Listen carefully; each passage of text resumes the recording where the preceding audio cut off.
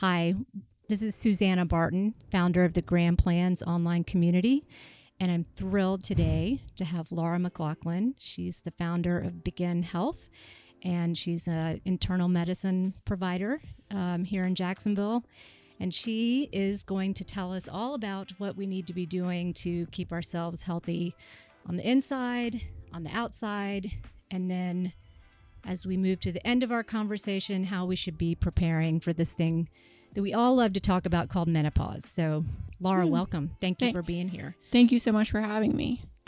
It's an honor to be on your show. I really have appreciated the information that you're providing for the community. So thank you. Well, you are bringing one of the pieces to the table that we haven't discussed yet, and that's how we can all keep ourselves healthy. As you know, we're all on the same road, heading to the same direction, which is becoming seniors one day if we're not there already, and I'll have parents. So a lot of this will be helpful for ourselves and things we can coach our loved ones and parents into thinking more about. So let's start with talking about the inside. Like, what are some of the top things that we all need to be thinking about what we can do to ourselves, put in ourselves, to get us going so that we are independent, active, with it seniors.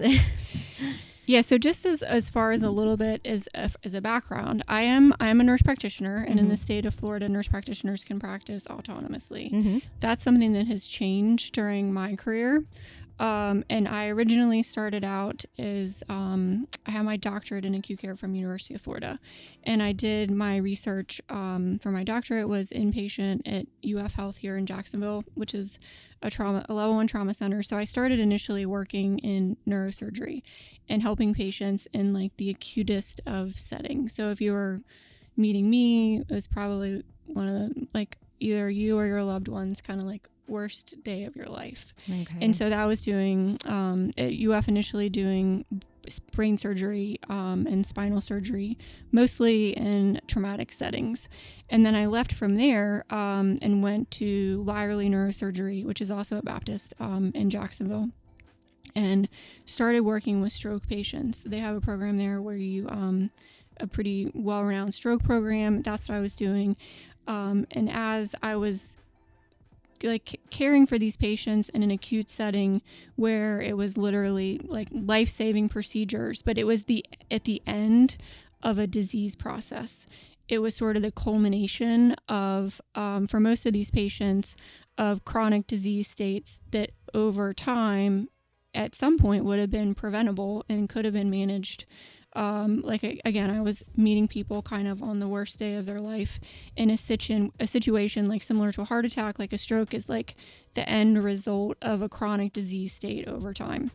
And sort of while I was at Lyerly, I realized that my role in that practice there, that I wasn't able to provide patients with information on or counsel them on how to treat, much less reverse those disease states that had gotten them to that situation. You can't exactly go to someone and say, well, if you had just eaten your vegetables or if you had just done this, then maybe things would be a different outcome. Yeah, exactly. And even when we were seeing patients post-operatively in clinic, they would be like, what do I do now? And you're like, I get your own aspirin, here's a statin, but not really. People were really, I felt like there was a gap in the care, and even as far as being able to refer somebody to a provider who was going to say, let's look at exactly what you're doing with your life and what we can modify to help you not just treat these disease states, but maybe reverse them. And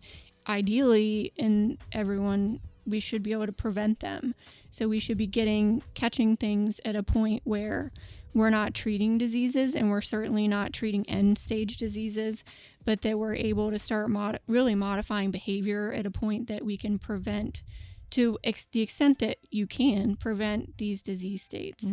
And so like that, with the switching, like with the laws changing in Florida that nurse practitioners could practice autonomously, I decided to go that route and go through everything that I needed to do to have my own practice.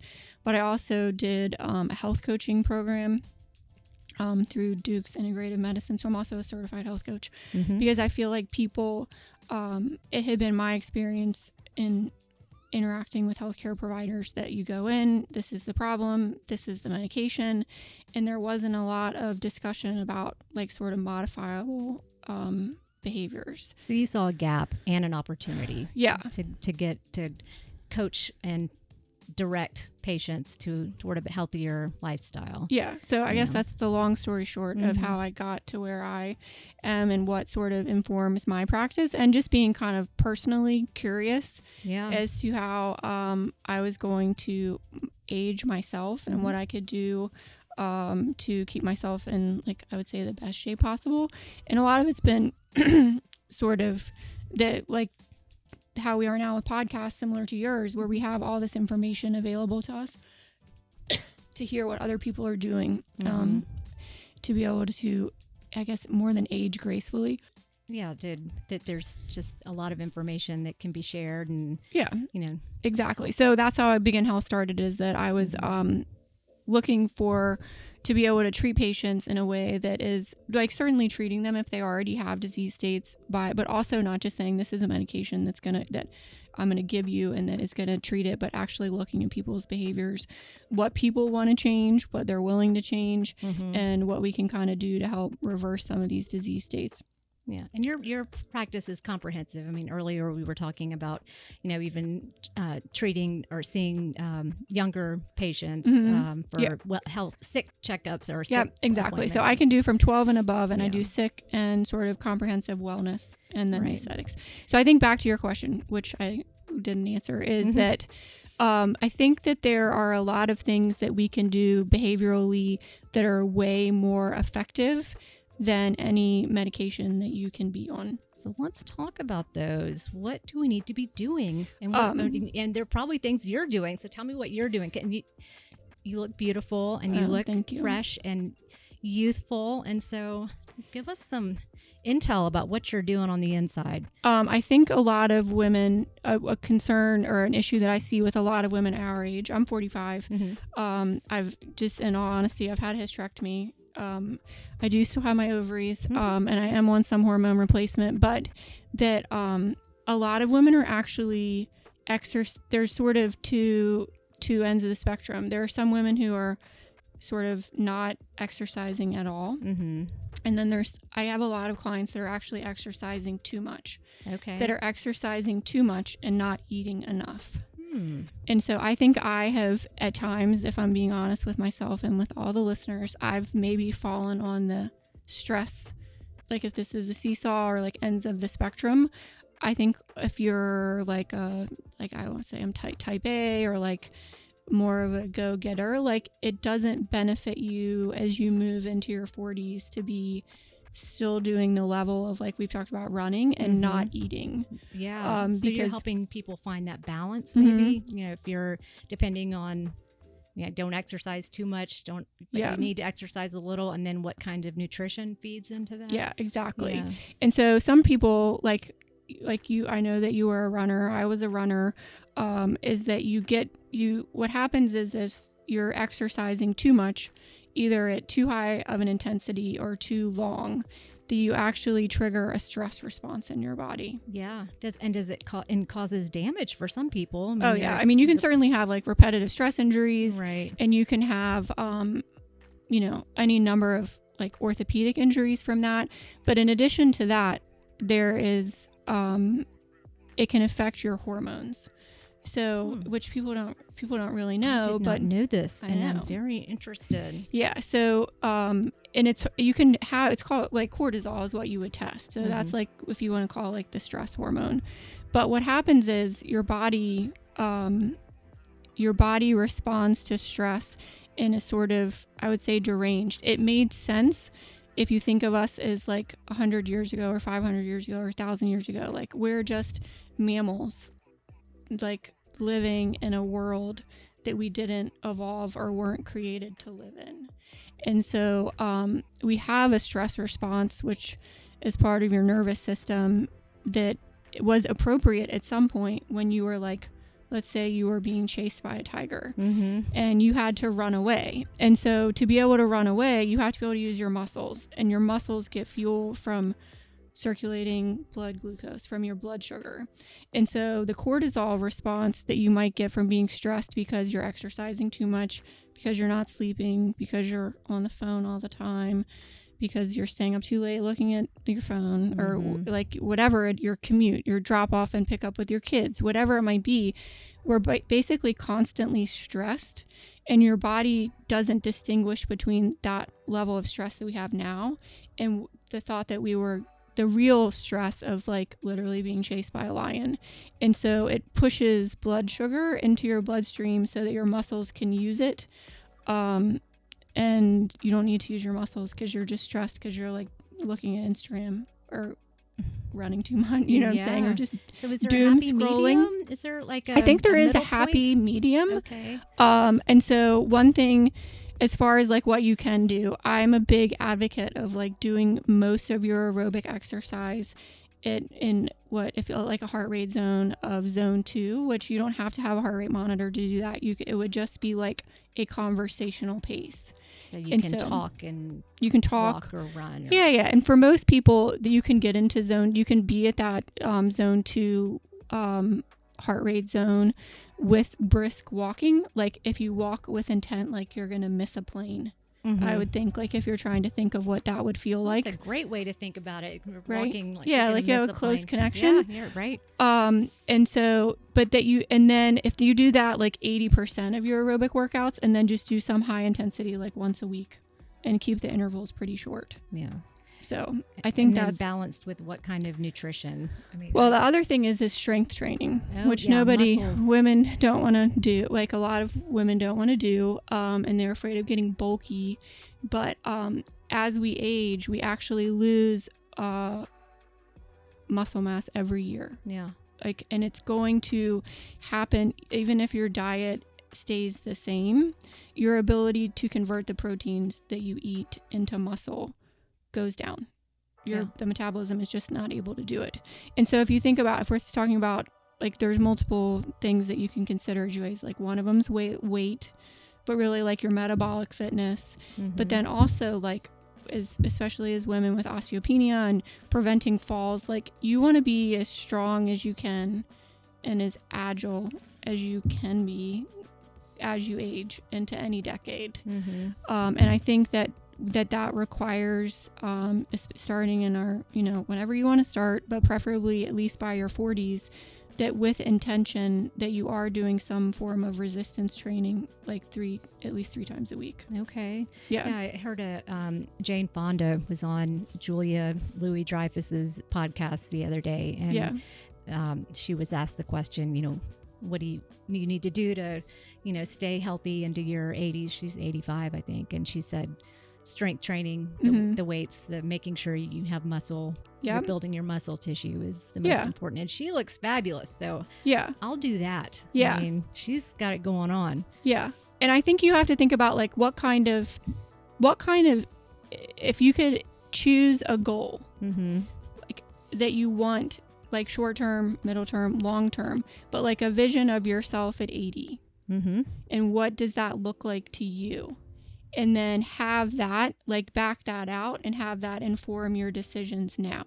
Okay. And so like, what do you want to be? Do you want to be able to travel when you're 80 alone? Right. And like make a connection in Atlanta with a carry-on bag? Yeah. So if that is the goal, which I would think that's a lot of people's goal is, are you working up to that? Or if the things that you're doing now in your 40s and 50s, can you maintain that at the same pace if you're doing it every day and without problems? Yeah, as long as you're not overdoing it. Yeah, so the goal is to not get to 75 and be like, oh God, I can't do this anymore. Right. You want to be able to say, I just like reasonably say what your goals are. Do you want to be able to put a carry-on in an overhead bin alone? Do you want to be able to squat down on the floor and pick up a grandchild or a great-grandchild? Or do you want to be able to carry groceries up the stairs, carry a laundry basket up the stairs?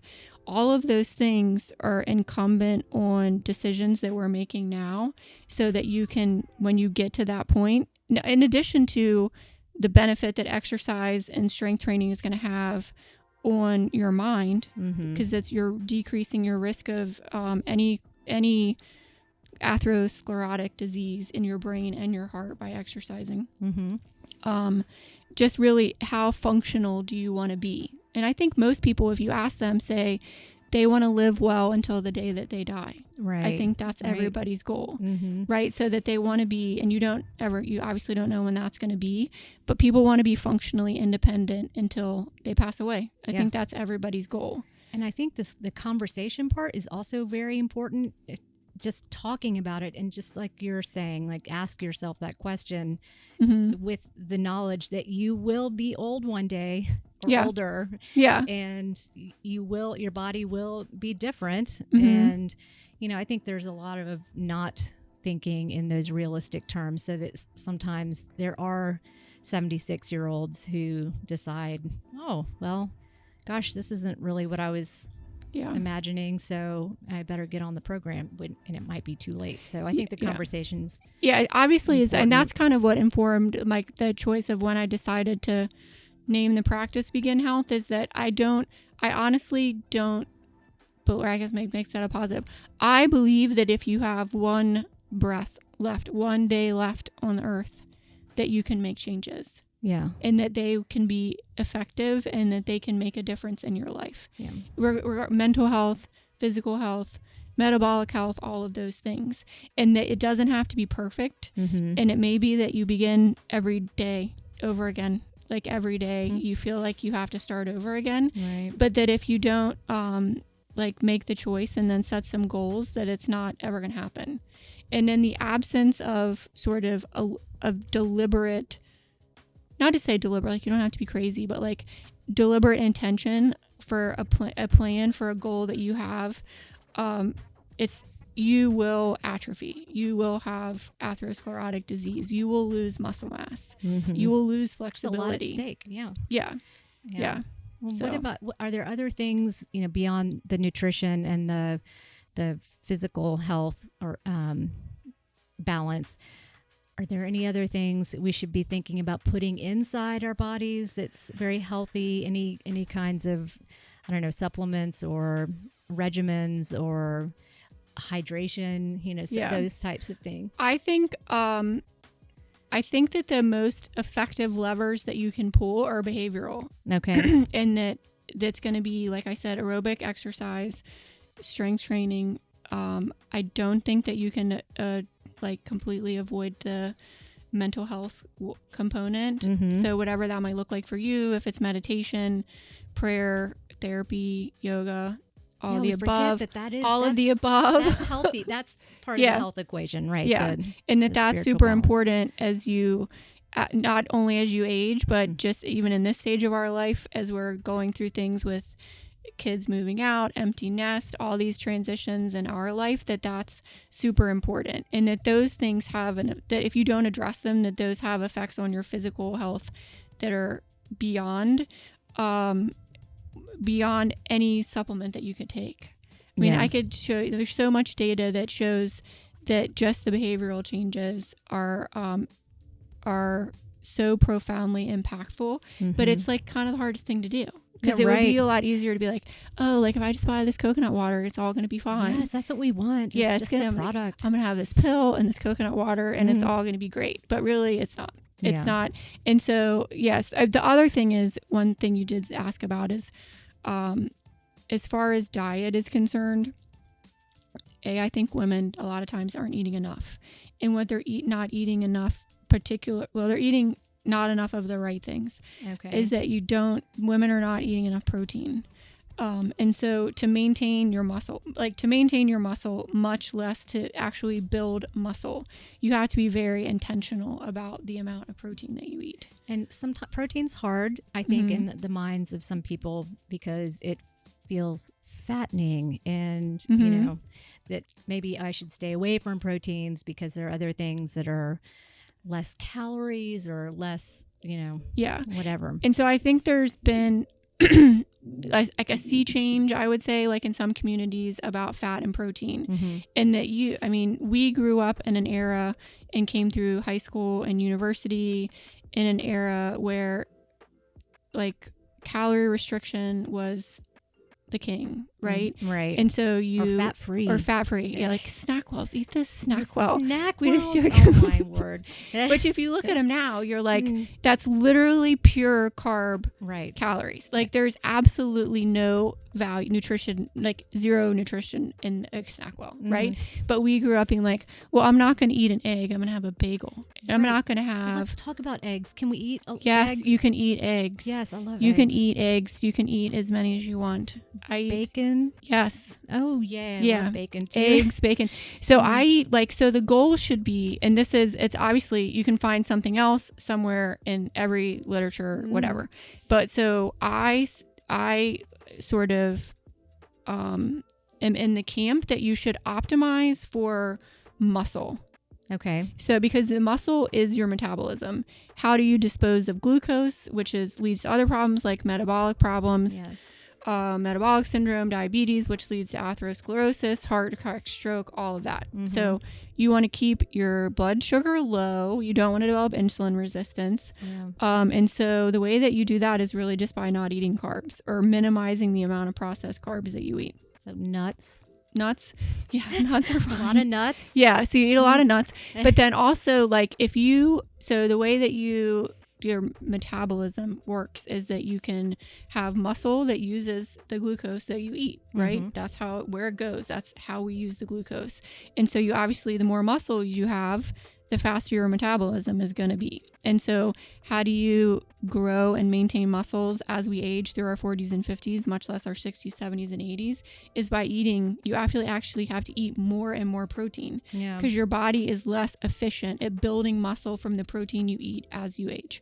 And so it looks like a lot of eggs, a lot of cottage cheese, a lot of cottage cheese is kind of coming back. I know, it's like having I've seen so many TikToks with cottage cheese recipes in it. And so and the Good Culture cottage cheese is a little pricey, but it's very, very good. I don't know if you've tried it before. I haven't. Oh, it's so good. But it's it has natural probiotics in it, and it's whatever, it's expensive. Yeah. Okay, so you mentioned probiotics. Just quick explanation about what they are, why they're good. I love drinking goat milk kefir, which is it. I know you kefir, can only is get that how you say it? I don't know. Kefir, yeah, I don't know. Yeah. I've probably been mispronouncing it all this time, but it's like drinking cheese, and I know that sounds so gross, but for me it's really good, and I like having it in the morning. But it has probiotics in it, and people are like, well, what are probiotics and why is that important? Okay, so probiotics are foods that has bacteria in it that feeds the good bacteria in your gut. So that's called the microbiome, right? Should we be doing more of that as we get older? We should be. So I would say too, when people say, well, should I be drinking kefir? And I'm like, well, not if you're drinking every night because you're wasting your money. And so I think kefir is one of those things like a magic, not I'm saying that you're using it this way, but there's a lot of things like behaviors that you can do to help your gut microbiome that people aren't doing, but they want to drink kefir. Yeah, so it's good. It is good, right? So there are foods like naturally occurring lactobacillus that you can buy, and they're fermented foods. So kefir is a fermented milk. Right. I see. And yogurt is fermented. Cottage cheese, some of the cottage cheese brands have probiotics in it. The kombucha, people drink that. Yes. Yeah. In fact, I just had some today at Homespun Kitchen. Oh, nice. Was it good? Yes, it was very good. It was a ginger hibiscus or something, and it was delicious. Yeah. So what does that do for you? Kimchi, it just is good bugs. Okay, good bugs. Yeah. So, I mean, basically we are the human cells are vastly outnumbered by the bacteria that cohabitate with us, and nobody really wants to think about that you have so many bacteria in your gut. But you can have good bacteria, you can have it, not necessarily it's bad, it just kind of gets out of balance. And I think everybody's experienced that when they have taken antibiotics, and then they have GI upset after the antibiotics, and it's because it kills off sort of your good microflora, the good bacteria. Right. And so, I mean, they've done studies that have even shown I didn't think we were going to go down this road, but fecal transplants from people who have people have anxiety, your microbiome is different. People who have so they've done fecal transplants from people who are calm to people who are anxious. And oh my gosh, I'm so going to Google this. I know, right? So it's like a poop transplant? It's like a poop transplant. Oh my word. Okay. But they do it therapeutically for people who have C. diff. If you've ever heard of that, people get it from being on antibiotics. They get in the hospital in the ICU. And so that's actually a treatment for C. diff, is that you would get a fecal transplant. And so because what happens is that typically people are on antibiotics, their good bacteria dies, and then you have this overabundance of bad bacteria. Okay. But so there's prebiotics that you can eat. So foods that you can eat. So anything like things that have fiber. Yeah. Like fiber. really staying away from anything that's processed. So it's going to be like if you're eating well, and when I say well, what I think of well is foods that you get from the perimeter of the grocery store. Yes. Things that have less than 5 ingredients, things that are, if like a good way to say is if you took it back to your family 100 years ago, would they recognize it as food? And so Lucky Charms are not on the list. Not on the list. Oh, really nothing from the interior of the store. Most cereals probably. Yeah. Like basically anything packaged or processed. Yeah. And so, I mean, it's not exciting, but it's like a lot of just whole foods. Yeah. And it's really hard to like go wrong with eating just whole foods. What about multivitamins? And no. Waste of time. Yeah. Oh, okay. Good to know. I mean, you can take them. If you're eating right, if you're eating on the perimeter, you don't need a multivitamin. Yes. As much as... I don't think so. Yeah. Okay. Yeah, I mean, it's different if you have like your vitamin D deficiency. They're very sugary. Yeah. Like mine. Yeah, but I mean, if it makes you feel better. Yeah. But I don't think, you know what I'm saying? Like, there wouldn't be any need. Yeah. To eat. Like, but I really think hitting protein, like prioritizing protein. You're really not going to be hungry for junk because it's really satiating. Right. Like protein makes you full and you stay full. I don't even really advocate for eating like protein bars because there's plenty of ways to get protein that are whole foods that you don't have to, because a protein bar is pretty yucky when you look at the ingredients anyway. Yeah, what is all that? Yeah, I don't know. Yeah. Just like eat a handful of almonds. Yeah. Okay. Right? Yeah. I had gestational diabetes with our second child and learned to eat that way. High protein. It was everything. Yeah. And I felt the best I've ever felt in my life then. And ever since then, I've always had a thought around protein. Like, and it's really good. Like, I mean, to put down to say like an exact number of grams, but it would be like way more than you think, but like 1 gram per pound of maybe lean body weight or body weight. So for most women, it's going to be over 100 grams of protein a day, right? Which is pretty significant. Yeah. That's like, because if you think an egg has 6 grams of protein in it. Yeah, I love that eggs are good. Just think they're great. I love those eggs. Yeah, it's like God's perfect food. Yes. Okay, so before we go much further down the egg and poop transplant trail, I'm just kidding. No. Let's talk about the outside. Like, especially for women, as we get a little older, we start looking at our faces and wondering if there's anything more we should be doing to maintain. Yeah. And I'm not talking about going full on Real Housewives of Jacksonville kind of look, but like, what can we be doing just to feel fresh? Yeah. So what can we do to look like your face? So my approach to this is very much, informed, like, one by me. Like, if right now, like, I have on mascara, I'm not a makeup person. Like, I've never been I'm not a super girly girl. Most of the time I'm in running clothes or scrubs. It's not who I am. Right.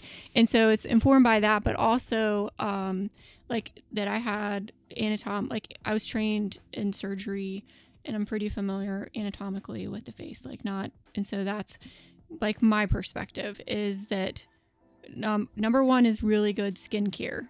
And I've been horrible at that. Sorry. Okay. Sneezing a little. As throughout my life, I have a ton of skin damage. I've had skin cancer. I had my first skin cancer when I was 29. I didn't really take good care of my skin. I got fried all the time. I played sports, was on the water, and yes, all the same a fair amount. Ran without a hat, ran without sunblock, didn't like it running in my eyes. Hats are too hot, whatever, blah, blah, every excuse under the sun. And so for me, I carry Zeo products, which is Dr. Obagi. He's a dermatologist.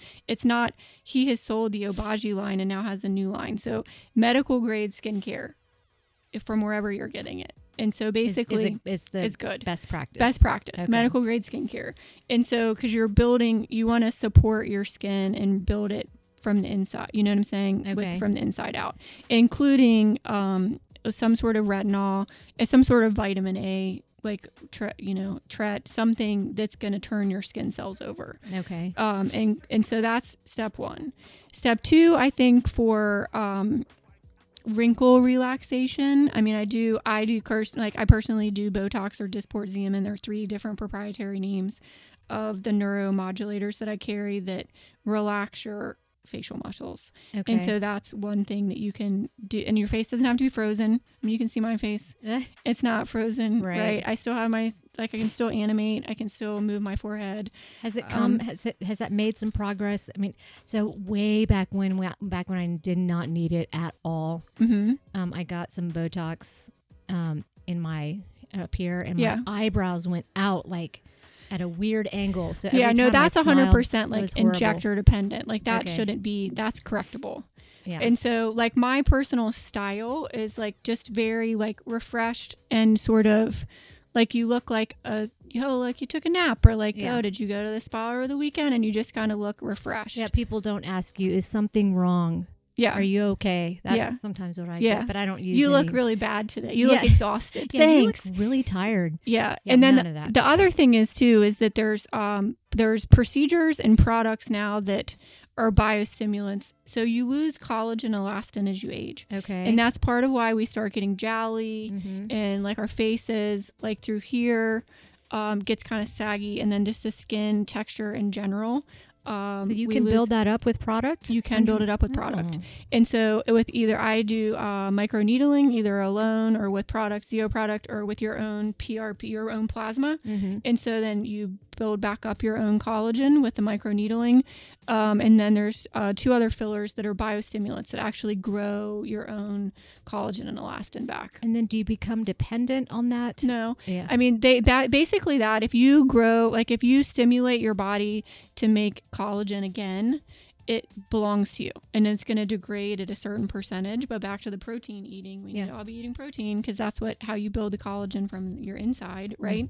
Then you own it. And I also have, in all honesty, I've had a thread lift, which is like an inside like a non-surgical facelift. Yes, that looks very cool. Yeah, and so it's non-surgical, and it costs about the same amount as fillers, like when people do cheek filler. And basically, when the goal is with filler, people our age, they're trying to build their cheek back up so that it lifts this nasolabial fold starts falling on itself. And so, but with filler, which I also do filler, but is I anatomically, to correct the problem, the thread lifting is more of an anatomical fix to the problem that you're having. Okay. Yeah. God, so my Jergens body lotion does not do any of this stuff. No, but you can sort of do it like over time. Yeah. And I would say like my face right now, what it looks like, it's been like pretty intense with the Zeo stuff since about December. And I've had a peel, and I did the thread lift. Yeah, it looks really good. But I think my face looks like a normal human face. Yeah, it does. I'm here to tell you. Well, that's great. Well, and then I know we're getting another thing too that we haven't talked about is hormones. Yes, that's the final chapter of the discussion is the hormones. And this is, of course, on everyone's mind who are 40 and moving forward, like into menopause area and pre-post, whatever. So what's the deal? Like, do we need to just take all sorts of pellets and shots and creams, and like, what do we need to do to prevent a total fallout of personality and otherwise? I think the first thing is to like recognize it and be willing to address it. Just like any other issue, that's the most important part. And to find a healthcare provider, if it's your gynecologist, someone that is willing to treat you and willing to even have the discussion. I think as women that in medicine, as being a patient, I'll speak for myself. Okay. It seemed like you went from being like, you were either breeding, like you were having children, or then you were like, then the only thing they cared about was breast cancer. Like there was no, which is both really important things. Like get your mammogram, everybody get a mammogram. I'm like but there was no other really discussion about like, do you still have your period? Okay, fine. Like there was no discussion, right? And so I think that's changing. And so I would recommend that everybody find a provider that is going to address their hormone health as they age. Yeah. Do you make that practice within your work to have those conversations? Oh, absolutely. Because it's such a huge deal. And even like, and there's obviously phases. Perimenopause is can be very long. And so you can be premenopausal. Menopause only lasts, it's an instant.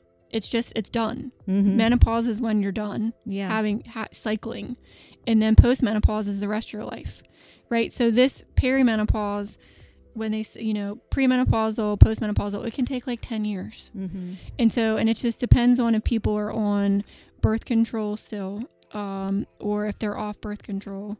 And then there's various, like you said, modalities. There's pills, there's pellets, which is really just a liquid that gets injected in a bolus under your skin. Okay. And then there are creams, so transdermal applications as well as transdermal patches. Yeah. And some of it's bioidentical, meaning it's like more structurally in line with what your body is already making. Do some people just go through it naturally? I mean, is that ever a thing? I mean, people do. Like, it's like, but I it's like load myself up. Yeah, but you're like, why would you want to like run through an electric fence if you didn't have to? Yeah.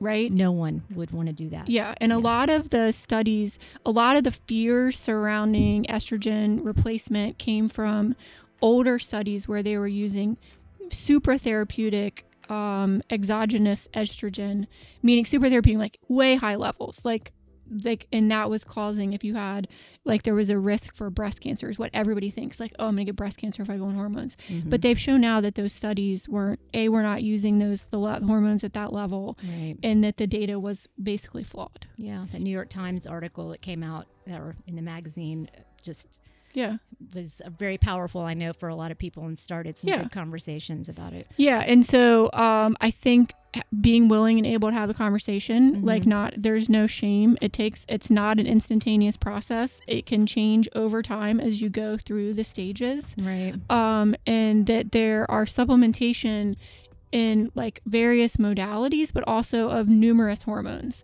So you can have estrogen, progesterone, and testosterone. And people don't think that women, no one, depending on what provider you talk to, nobody would say that you ever need a testosterone. But a lot of the associated, like, low energy, muscle wasting, sex drive, all of those things can be helped with testosterone. Sorry, George, hold your ears, cover your ears. Just kidding. Yeah, so there's a lot of components to it. And we don't have to, I mean, somebody did ask me the other day, like, why do we have to do this now? And you're like, we don't have to. And they're like, well, what about women before? And you're like, well, it was pretty miserable. Yes. Like, who wants to be miserable? And nobody wants to be miserable. You want to have vitality. You want to be sane. You want to have a decent sex life. You want to be able to maintain muscle mass and all those things. You want to be able to sleep. Yes, sleep. How about sleep? And and we were talking earlier, just, I've had conversations with people over the years who haven't wanted to really talk about menopause and aren't aware that things like sleep, and we were talking about having a glass of wine being, such a huge problem with headaches and all these things. Like, that's so normal. Yeah. For menopause. Yeah. And there are ways to curtail it, I guess. If and especially like person. Sleep is so important. Like, I'm kind of a sleep exercise is one of the most effective medications that you can take is having a decent sleep quality. And if you can't sleep because you're having hot flashes or you're waking up all night long, then that's going to affect everything. It's going to affect your glucose metabolism. It's going to affect your cognitive function. It affects everything. Yeah. And so I think just like being able to be open about things and feel comfortable talking to your provider is super important. Yeah. Laura, thank you so much for coming in today to talk about all of these important issues. And thank you for providing all these services through your practice, Begin Health in Riverside. And it's been a great conversation. And I will be calling you soon to get on your schedule to get myself figured out with all of this. Yeah, so perfect. Thank you so much. Thank you for having me. It's been a great time.